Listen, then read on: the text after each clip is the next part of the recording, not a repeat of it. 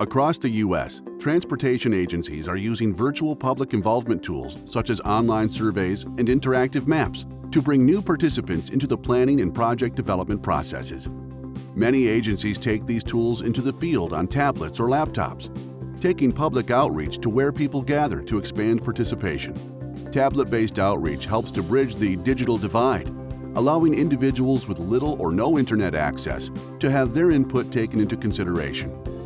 Examples include bringing tablets to senior centers, libraries, or community events. For the Regional Bike Share Master Plan, we employed a variety of online tools to help us with our outreach. We actually had two main components to the online outreach. One was a survey tool and the other was a crowdsourcing map.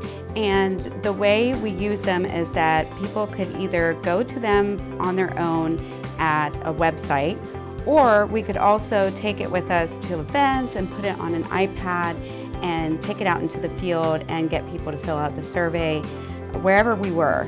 The crowdsourcing map was neat because it allowed folks to pinpoint areas where they had specific issues related to cycling, or where they wanted to see a bike share station, or they thought there was an opportunity for bike share.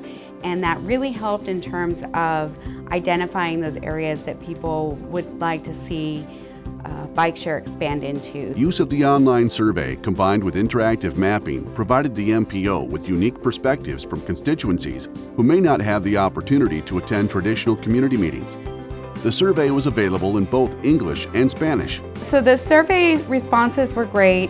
I think one of the things that we got from it is the need and the desire for bike share in our more rural counties. The MPO began exploring bike share service models that could work in a more rural county with limited resources. In the city of Seguin, there was interest in a bike share program that would serve tourists and other visitors. And so they want a bike share program there, but they don't necessarily have the startup costs. So what we're looking into for them is a bike share system that's more of a bike library system that would be tied to their local library, where people could go and check out a bike and use it that way. The Broward MPO used tablet-based outreach for its Transportation Improvement Program and Metropolitan Transportation Plan. I take our surface out and I've opened the interactive TIP. Sometimes they ask, what projects are going to be coming soon in my area, and since it's short-range planning, I can take our interactive TIP. I open the interactive TIP and I ask them, where do you live? Type in the address and show them, hey, these are the projects that are going on in your area. This is what's coming down the pipeline. So I show them where it is on our website, and then that actually enables them to see, oh, this is where I can check. This is a resource that I have that I can use even when I go home.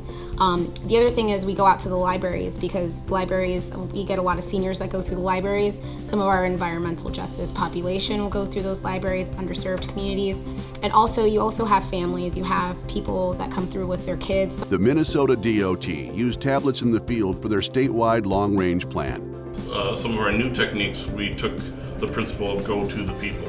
And so we went to existing meetings, we went to existing community events. We didn't just say we're going to hold an event in your area, come see us.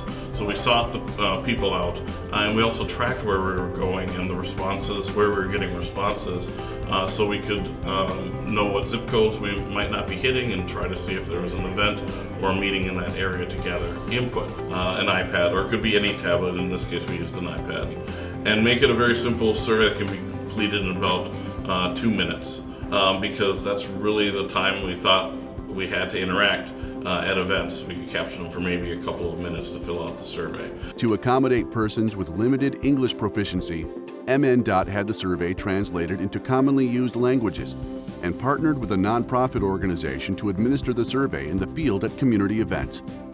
MNDOT also took the survey to events at tribal reservations, such as the Boys Fort Band of Chippewa's annual State of the Band event, where they received 150 responses. With our tribal government engagement, we reached out to all of our tribes in Minnesota and their officials, and sat down with the governments who wanted to meet, and really had an in-depth discussion about their transportation needs as a community. And we kind of also talked about what our engagement process was, and trying to find events or other groups in the community to present to. And so that really was successful in getting us some ideas. We went out to a few events at several of the reservations across the state and had good responses. Things to consider when preparing for online outreach in the field include keeping surveys short, making sure you have an internet connection if needed, and a way to charge mobile devices, and using protective cases for tablets. It's also helpful to have hard copies of any surveys as a backup, and to hold a brief training session for staff ahead of the event.